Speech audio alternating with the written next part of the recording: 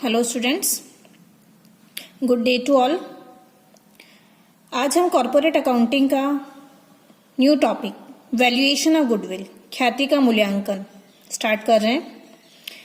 Valuation of goodwill समझने से पहले हम ये समझेंगे कि गुडविल क्या है, ख्याति से क्या आशय है।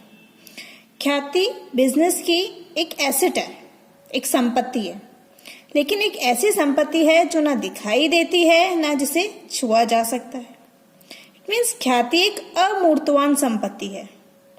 कैसे, देखते हैं। ख्याति व्यवसाय की लाभार्जन क्षमता को प्रदर्शित करती है तथा ग्राहकों को व्यापारी का माल खरीदने के लिए आकर्षित करती है। अच्छा, हमारी डे टू डे की लाइफ में भी हम क्या करते हैं, एक प्रोडक्ट हमें हमारे आसपास कई सारी शॉप पर अवेलेबल हो जाता है, लेकिन फिर भी हम किसी एक शॉप से परचेजिंग करना, किसी एक पर्टिकुलर शॉप से परचेजिंग करना ज़्यादा प्रेफर करते हैं। ऐसा क्यों? क्योंकि हमें उस शॉप पर न जाने कैसा एक विश्वास होता है, एक बिलीव होता है। उस शॉप पर अगर हम परचेज करेंगे तो हमें जो प्रोडक्ट मिलेगा वो क्वालिटी वाइज और प्राइस वाइज बेटर मिलेगा। इसलिए बाकी सारी शॉप्स को जो हमारे आसपास वही प्रोडक्ट हमें अवेलेबल करवा सकती हैं, हम उन सारी शॉप्स को छोड़कर किसी एक पर्टिकुलर शॉप पर जाना हमारी एक आदत होती है। ऐसा क्यों होता है?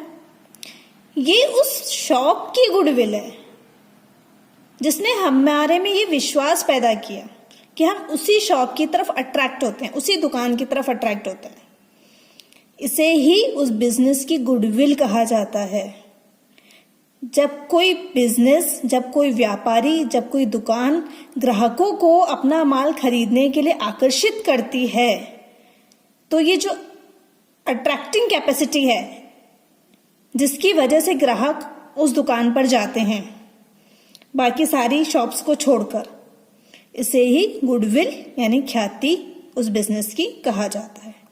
इसे हम कह सकते हैं कि ख्याति व्यापार की यश और कीर्ति होती है।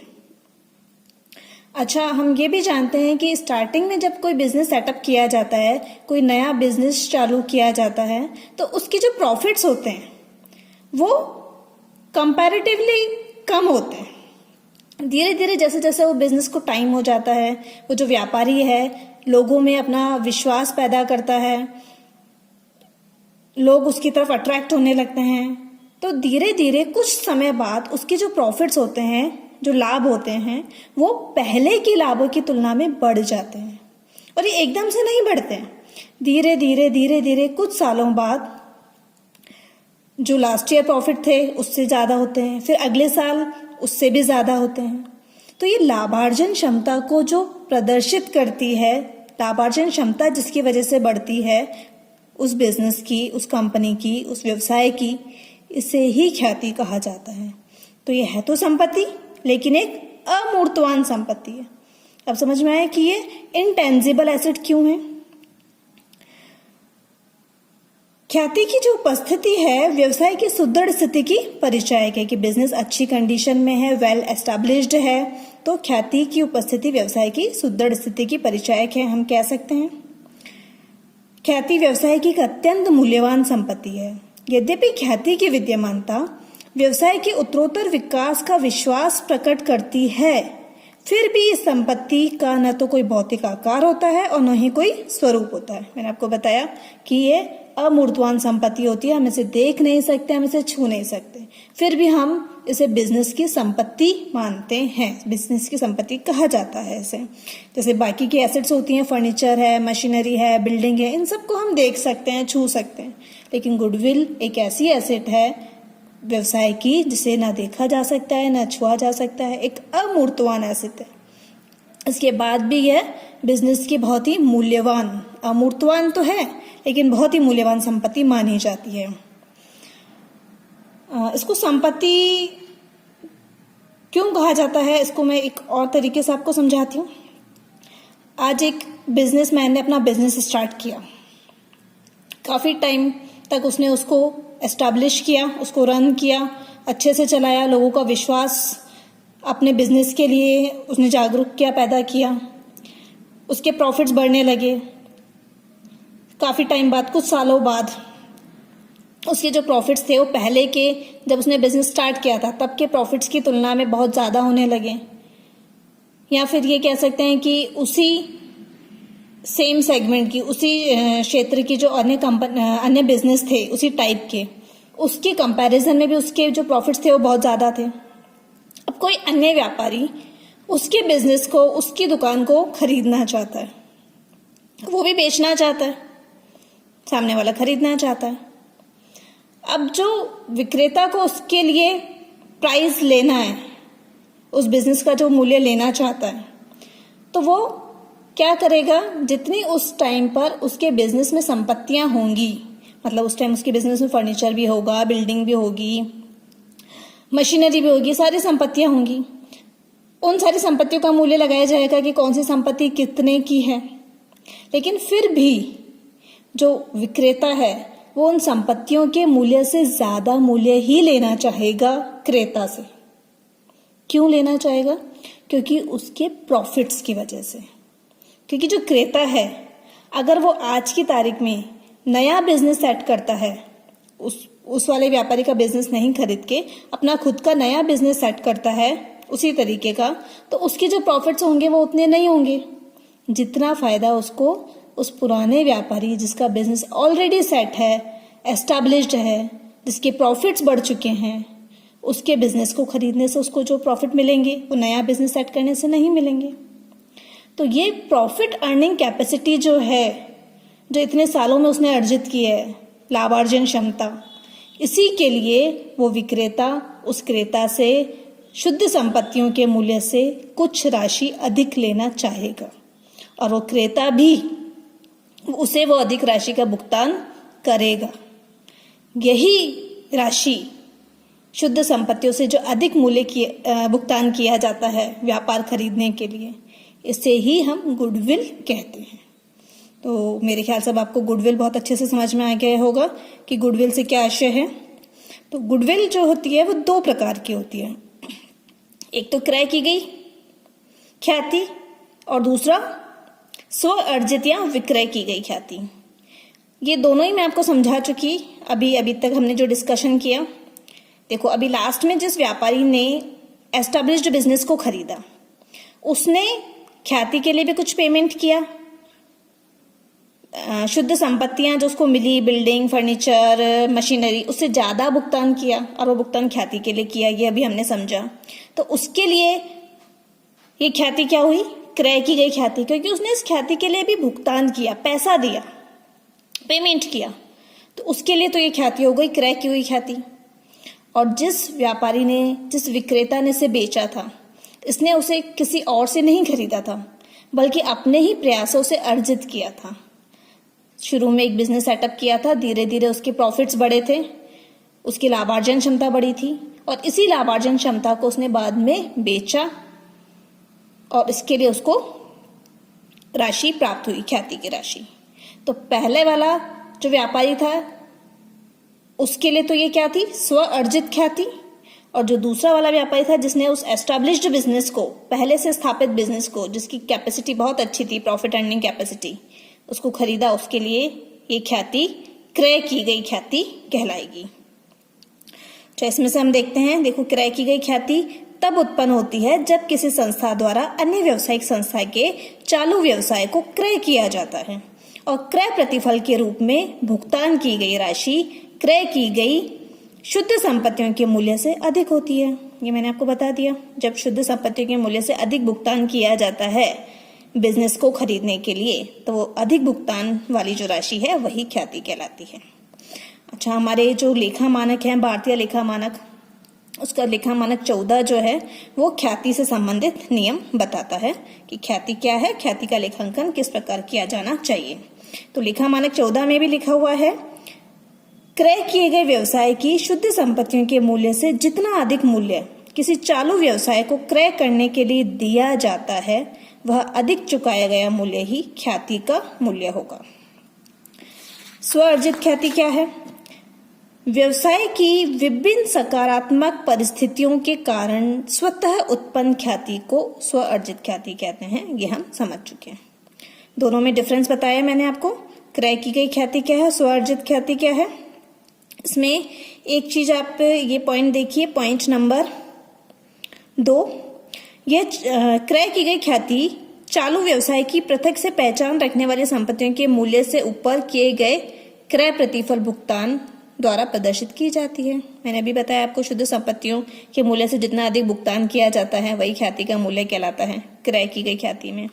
और स्वजनित ख्याति में देखो पॉइंट नंबर 2, ये क्रय प्रतिफल के शुद्ध संपत्तियों पर आधिक्य के रूप में ज्ञात नहीं होती है, क्योंकि इसको तो क्रय ही नहीं किया गया है ना, ये तो स्वजनित है, स्व अर्जित है। तो फिर शुद्ध संपत्तियों के आधिक्य के रूप में हम इसकी वैल्यू निकाल ही नहीं सकते। इस प्रकार की ख्याति की लागत अनुमानित नहीं की जा सकती।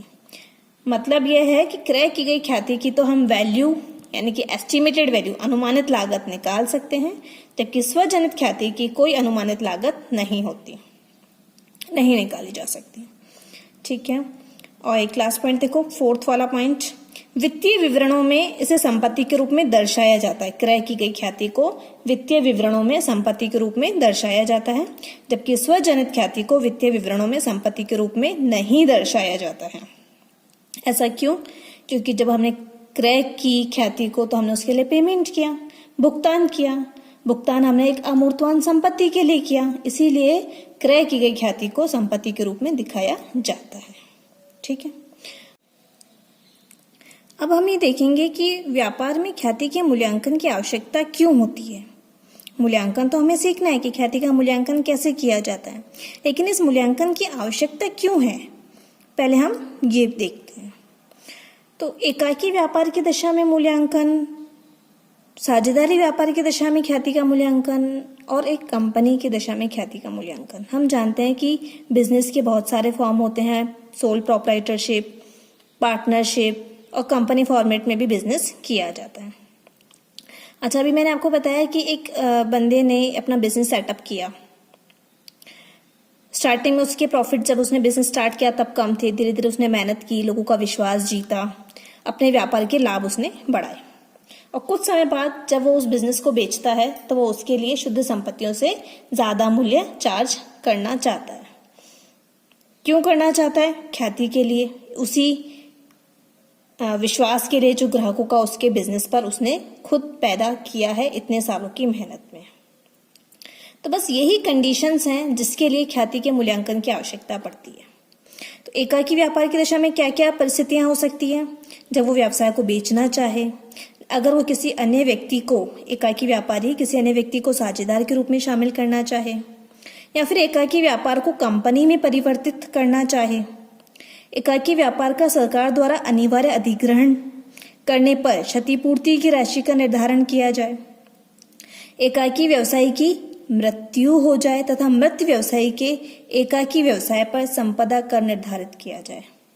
मतलब ऑलमोस्ट सेम सारी सिचुएशंस हैं कि एक बिजनेस जिसने एस्टैब्लिश किया, जिसने मेहनत की, अब वो बिजनेस या तो किसी को बेच रहा है और उसने जो मेहनत की उसके लिए वो कुछ प्रतिफल एक्स्ट्रा में चाहता है।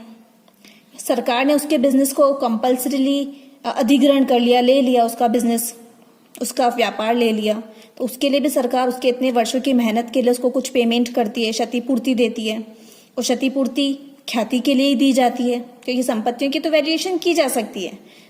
जब सरकार उसके बिजनेस को लेगी तब उसके व्यापार में क्या क्या संपत्तियां हैं उनकी तो वैल्यू निकाली जा सकती है, लेकिन गुडविल जो उसने इतने वर्षों तक मेहनत की अपने व्यापार को बनाने में, उसके प्रॉफिट्स को बढ़ाने में, इसी मेहनत के लिए गुडविल की वैल्यूएशन की जाती है। ऐसी ही कुछ परिस्थितियां साझेदारी व्यापार की दशा में भी होती हैं कि जब किसी नए साझेदार को प्रवेश दिया जा रहा हो, या फिर किसी साझेदार की मृत्यु हो गई हो, साझेदारी व्यवसाय को बेचा जा रहा हो, साझेदारों के लाभ हानि अनुपात में परिवर्तन किया जा रहा हो, सरकार द्वारा अनिवार्य अधिग्रहण किया जा रहा हो पार्टनरशिप बिजनेस का। तो ऐसी सिचुएशंस में ख्याति का मूल्यांकन करना जरूरी हो जाता है। कंपनी की दशा में भी जब कंपनी के व्यवसाय को बेचा जा रहा हो, अंशों का अंतर्निहित मूल्य निर्धारित किया जाए। अंशों का अंतर्निहित मूल्य क्या होता है? इंट्रिंसिक वैल्यू ऑफ शेयर्स, ये हम नेक्स्ट चैप्टर में पढ़ेंगे। अन्य कंपनी के साथ एकीकरण या संविलियन की परिस्थिति हो, सरकार द्वारा कंपनी का भी अनिवार्य अधिग्रहण किया जा रहा हो, तो क्षतिपूर्ति की राशि का निर्धारण करने के लिए ख्याति का वैल्यूएशन करना जरूरी हो जाता है। तो हमने ये देखा ख्याति क्या है, ख्याति कितने प्रकार की है, ख्याति का वैल्यूएशन करने की जरूरत क्यों होती है। अब हम हमारे प्रैक्टिकल एस्पेक्ट पे आएंगे कि ख्याति का वैल्यूएशन किया कैसे जाता है। तो ख्याति का वैल्यूएशन करने के दो मेन बेसिस हमें पढ़ने हैं, दो मुख्य आधार। ख्याति का मूल्यांकन व्यापार के लाभों के आधार पर ही किया जाएगा। इतना जो हमने अभी तक डिस्कशन किया, इससे आपको समझ में आ गया होगा। ख्याति व्यापार की लाभार्जन क्षमता को प्रदर्शित करती है। प्रॉफिट्स अर्निंग कैपेसिटी का मतलब ही ख्याति है, गुडविल है। तो गुडविल का वैल्यूएशन भी किस पे बेस होगा? लाभों पर, कि कंपनी कितना लाभ अर्जित कर रही थी, कितना लाभ अर्जित कर रही है, कितना लाभ अर्जित करने की संभावना है। इसी पर आधारित होगा ख्याति का मूल्यांकन। तो ख्याति का मूल्यांकन व्यापार के लाभों के आधार पर ही किया जाता है। यह लाभ दो प्रकार के होते हैं। पहला, भविष्य में कायम रहने वाले लाभ या वास्तविक औसत लाभ को आधार मानकर। भविष्य में कायम रहने वाले लाभ आप किसको बोलोगे? जो लाभ कंपनी अभी तक अर्जित करती आ रही है और वही लाभ आगे अर्जित करने की संभावना है, कुछ समायोजनों के साथ, कुछ एडजस्टमेंट के साथ, तो उन्हें ही हम बोलेंगे वास्तविक औसत लाभ या भविष्य में अर्जित या कायम रहने वाले लाभ। और दूसरा, अधिलाभ। अधिलाभ क्या होता है ये भी हम अभी आगे पढ़ेंगे। तो इन दो लाभों को आधार मानकर ही ख्याति का मूल्यांकन किया जाता है। मेनली वैल्यूएशन ऑफ गुडविल में जो कैलकुलेशन हमें सीखनी है वो इन दो प्रॉफिट्स को कैलकुलेट करने को ही सीखनी है, कि फ्यूचर मेंटेनेबल प्रॉफिट कैसे कैलकुलेट किए जाते हैं और सुपर प्रॉफिट कैसे कैलकुलेट किए जाते हैं। गुडविल का वैल्यूएशन इन दोनों पर ही आधारित है। तो देखो, भविष्य में कायम रहने वाले लाभ कैसे कैलकुलेट किए जाते हैं। कंपनी के, बिजनेस के, जिसकी भी हम गुडविल कैलकुलेट कर रहे हैं, उसके पिछले 3, 4 या 5, 7 जितने भी क्वेश्चन हमें बोलता है, उतने वर्षों के, पिछले वर्षों के लाभों को जोड़कर उनका औसत निकाल लिया जाता है, एवरेज कैलकुलेट कर लिया जाता है। उसे ही वास्तविक औसत लाभ या भविष्य में कायम रहने वाला लाभ कहा जाता है। बहुत इजी है। लास्ट ईयर के प्रॉफिट्स, पिछले 4 सालों में कंपनी ने कितने प्रॉफिट्स अर्न किए, उनका एवरेज कैलकुलेट कर लिया, वो एवरेज ही हमारा फ्यूचर मेंटेनेबल प्रॉफिट यानी कि भविष्य में कायम रहने वाला लाभ कहलाता है। ठीक है, बट जरूरी नहीं है कि पिछले सालों में जो लाभ हमें दे रखे हों वो वैसे के वैसे ही लाभ आगे के वर्षों में भी कंपनी को मिले। हो सकता है अभी 2020 चल रहा है, तो 2018 में कंपनी के जो हमें प्रॉफिट दे रखे हैं, उस साल में कुछ ऐसा हुआ कि कंपनी को लॉस हो गया, कंपनी का लॉस बाय फायर हो गया और 20,000 समथिंग का कंपनी को लॉस हो गया। तो उस साल के प्रॉफिट जो 2018 के हमें प्रॉफिट दे रखे होंगे वो 20,000 रुपये कम होंगे, क्योंकि उस साल कंपनी को लॉस हुआ है। अब ये तो नहीं है ना कि हर साल ही कंपनी को लॉस बाय फायर होगा, तो नेक्स्ट ईयर वो लॉस नहीं होगा, 2019 के लाभों में ऐसा कोई लॉस इंक्लूड नहीं होगा। तो अंडरस्टूड है कि 2019 के जो लाभ होंगे वो 2018 के लाभ से ज्यादा ही होंगे। तो इट मीन्स ऐसे बहुत सारी परिस्थितियां हो सकती हैं जिसकी वजह से हमें लाभों में समायोजन करना पड़े। तो हम ये जो औसत कैलकुलेट करेंगे, इसमें हम कुछ समायोजन करेंगे, कुछ एडजस्टमेंट्स करेंगे उन प्रॉफिट्स को नॉर्मल प्रॉफिट्स बनाने के लिए, एक्चुअल प्रॉफिट्स बनाने के लिए, फिर हम उसका एवरेज कैलकुलेट करेंगे। तो देखो, जैसे जैसे हम क्वेश्चन करेंगे तो उसमें एडजस्टमेंट्स आएंगे और आपको क्लियर होगा कि हमें फ्यूचर मेंटेनेबल प्रॉफिट्स में क्या क्या एडजस्टमेंट्स करने होते हैं। यहाँ पर मैंने आपको एक फॉर्मेट बनाकर दिया है, ज्यादातर इसी टाइप के एडजस्टमेंट्स हमें क्वेश्चन में मिलेंगे। मैंने आपको बताया कि फ्यूचर मेंटेनेबल प्रॉफिट निकालने के लिए हमें पिछले कुछ सालों के प्रॉफिट्स का एवरेज कैलकुलेट करना होगा। तो देखो, एक फॉर्मेट है ये। प्रॉफिट बिफोर टैक्स हम ले लेंगे, हमने फर्स्ट ईयर के प्रॉफिट ले लिए, सेकंड ईयर के और थर्ड ईयर के। माना हमने 3 साल के प्रॉफिट का हम एवरेज ले रहे हैं, ठीक है। अब अगर इन 3 सालों में कोई ऐसा कैपिटल लॉस, कोई एबनॉर्मल लॉस, जैसा मैंने अभी आपको बताया कि लॉस बाय फायर, या इसी टाइप का कोई और लॉस हो, जैसे आपने प्लांट की रिपेयर कराई, मशीनरी की रिपेयर कराई और बहुत बड़े लेवल की रिपेयर कराई, तो वो एक कैपिटल खर्चा माना जाता है और आपने उसको उस साल के प्रॉफिट एंड लॉस अकाउंट में चार्ज कर दिया। कैपिटल नहीं मानकर आपने उस साल के प्रॉफिट एंड लॉस में चार्ज कर दिया, जिससे उस साल का प्रॉफिट कम हो गया। तो ऐसे जो भी एबनॉर्मल लॉसेस होंगे या एबनॉर्मल कैपिटल एक्सपेंसेस होंगे, वो हम उसी साल के प्रॉफिट्स में वापस ऐड कर देंगे। जैसे मैंने बताया 2018 में 20,000 लॉस बाय फायर हुआ, तो मान लीजिए यहाँ पर 2018 के प्रॉफिट है, तो हम यहाँ पर लॉस बाय फायर लिख के वापस वो 20,000 रुपये ऐड कर देंगे, ताकि उस 2018 के जो प्रॉफिट है वो भी नॉर्मल प्रॉफिट पर आ जाए। अच्छा, इसी तरीके से कोई एबनॉर्मल प्रॉफिट हो कंपनी को, मान लीजिए 2019 में कंपनी ने फिक्स्ड एसेट सेल की थी और फिक्स्ड एसेट सेल कर पे कंपनी को 50,000 रुपीज का एक्स्ट्रा प्रॉफिट हो गया, तो कंपनी के नॉर्मल रूटीन से, बिजनेस से रिलेटेड प्रॉफिट नहीं है। कंपनी हर साल फिक्स्ड एसेट सेल करके प्रॉफिट अर्न नहीं करेगी। तो हमें सिर्फ ऐसे प्रॉफिट्स लेने होते हैं जो कंपनी के बिजनेस प्रॉफिट हो। तो ये प्रॉफिट भी कंपनी का एबनॉर्मल प्रॉफिट है, इसे वापस लेस कर दिया जाएगा। Less abnormal income, abnormal profit, capital income, capital profit कौन कौन से हो सकते हैं?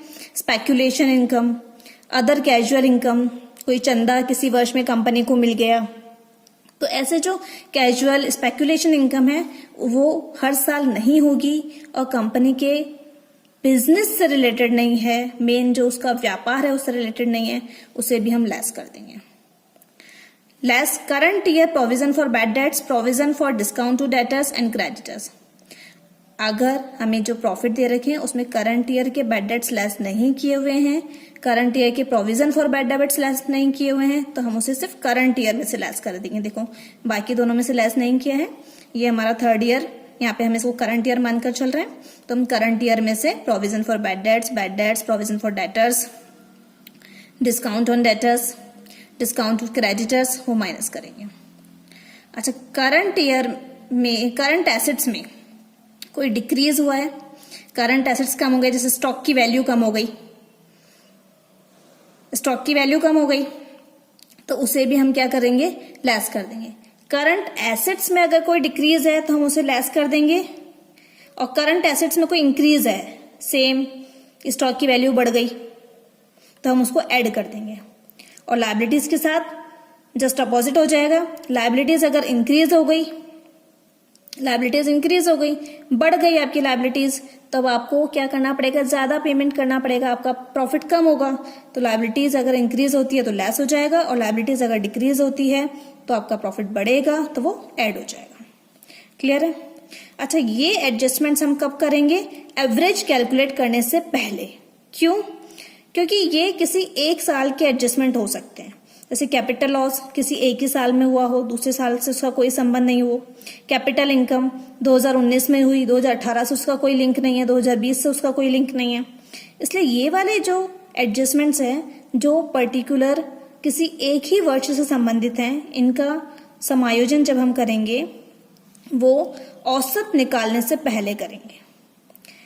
सारे समायोजन ऐसे कर दिए हमने जो किसी पर्टिकुलर एक ही वर्ष से संबंधित हैं। इसके बाद जो प्रॉफिट्स आए इन्हें हम कहेंगे एडजस्टेड प्रॉफिट, समायोजित लाभ, और इन्हीं लाभों का हम औसत ज्ञात करेंगे। जब हम इन लाभों का औसत निकाल लेंगे, इसके बाद भी हमें समायोजन करने होंगे। अब हम कौन से समायोजन करेंगे? ऐसे समायोजन जो फ्यूचर में भी इफेक्ट करेंगे। मान लीजिए जिस व्यापारी ने बिजनेस बेचा वो खुद अकाउंटेंट था, तो व्यापार के अकाउंट्स खुद ही मेंटेन कर लेता था, उसको किसी बोल सकते अकाउंटेंट की जरूरत नहीं थी। ठीक है, तो उसका अकाउंटेंट का कोई चार्ज नहीं लगता था, कोई सैलरी नहीं लगती थी, इसलिए उसके जो प्रॉफिट्स थे उसमें से अकाउंटेंट की कोई सैलरी भी माइनस नहीं होती थी, कोई खर्चा नहीं होता था।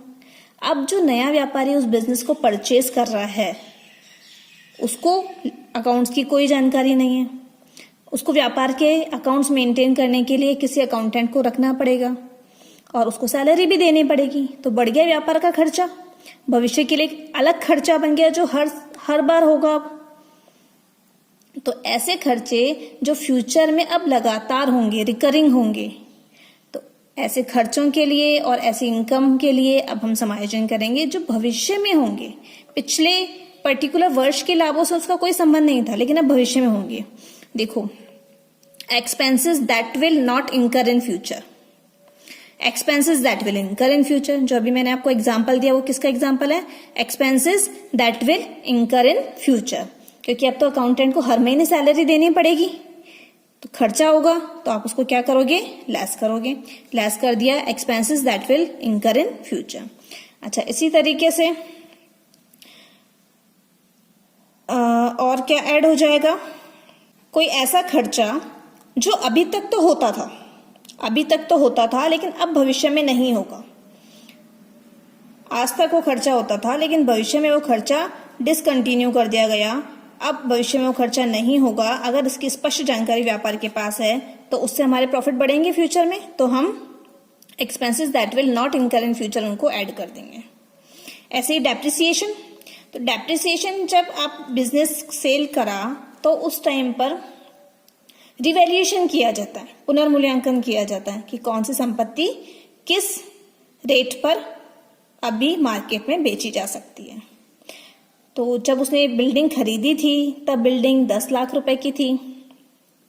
आज बिल्डिंग व्यापार में पता किया, पुनर्मूल्यांकन किया तो 20 लाख की, 15 लाख की, कुछ भी उसकी वैल्यू आ सकती है।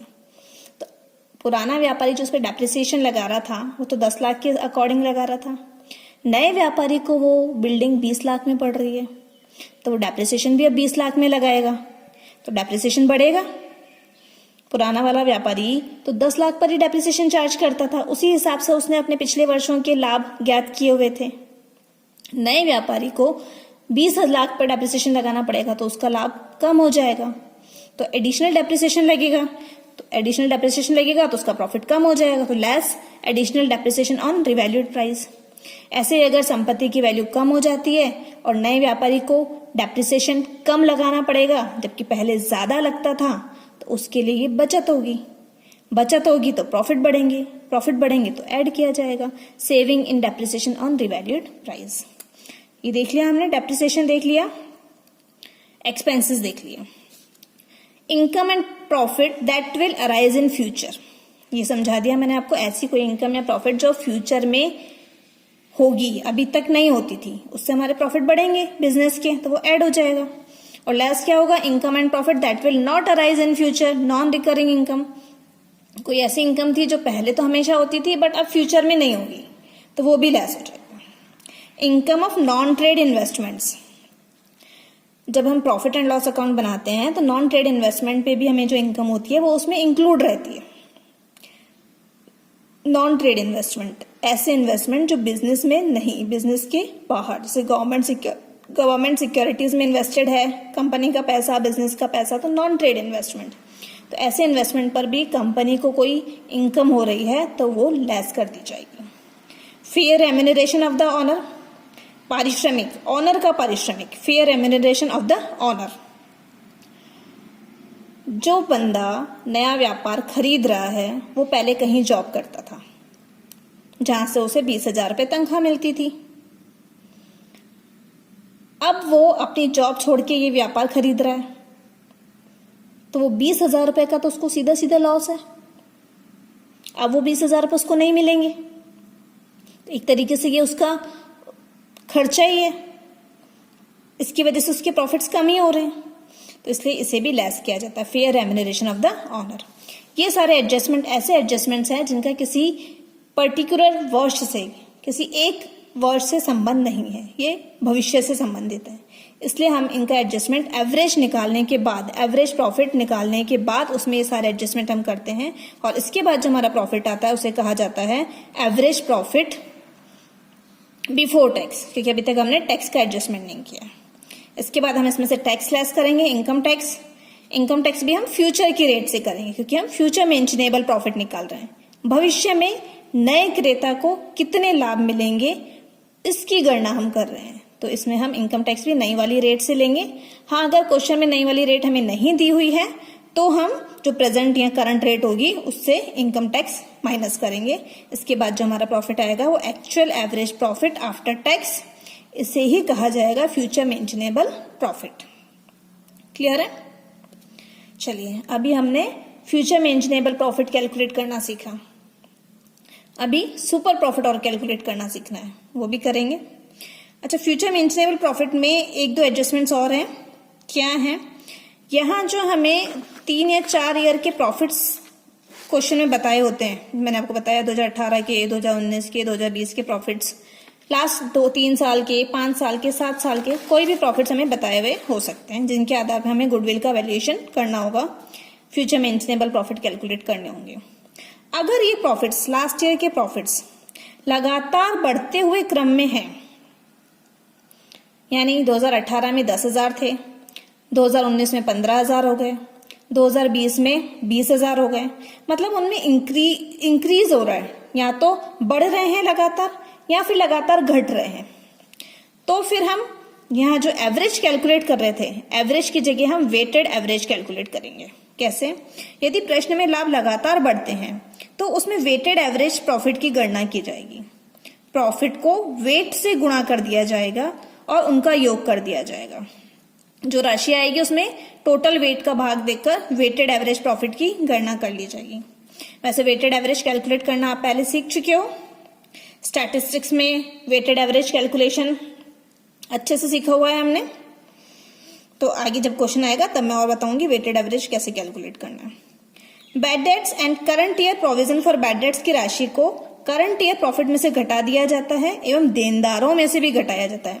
यहां तक तो मैंने इस फॉर्मेट में बताया था आपको कि bad debts and current year provision for bad dates की राशि को करंट ईयर के प्रॉफिट में से माइनस किया जाता है, इसको डेटर्स में से भी माइनस किया जाता है।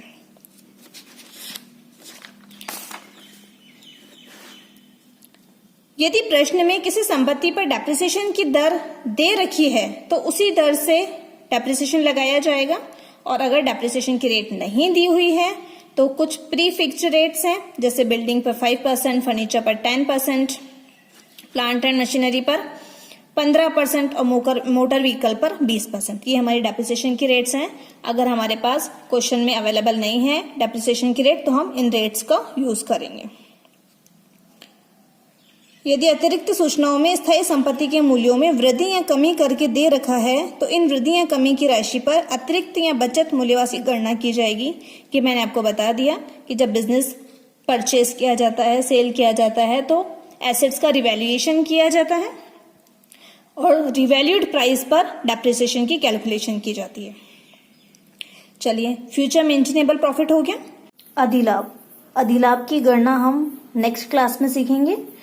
नेक्स्ट क्लास में हम सीखेंगे कि अधिलाभ की गणना कैसे की जाती है और गुडविल के वैल्यूएशन के क्या क्या मेथड्स हैं। ये दोनों हम नेक्स्ट क्लास में कवर करेंगे। Thank you.